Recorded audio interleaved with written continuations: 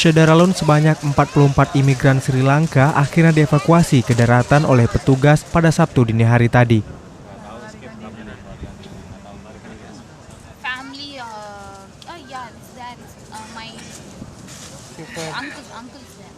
Anggota Komisi 3 DPR Nasir Jamil yang melihat kondisi migran di tenda penampungan sementara menyatakan permintaan kapal baru oleh imigran asal Sri Lanka tidak masuk akal, mengingat kapal tersebut masih layak.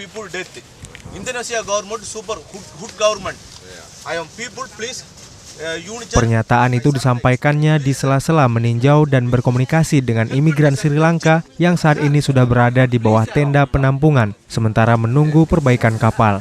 Mengenai permintaan kapal gimana Pak? Belum.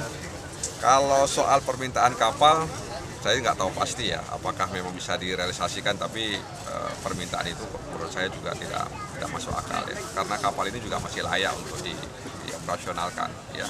Persoalannya kan kapten dan katanya anak buahnya kabur. Nah, kemana mereka kabur kan kita nggak tahu juga ya. Artinya kalau misalnya kapten dan anak buahnya kabur, tentu dia berenang, tapi sejauh mana dia bisa berenang? Ya gitu kan, mungkin ya ini mungkin juga ini bahagian dari sindikat perdagangan orang ya, kita nggak tahu juga ya.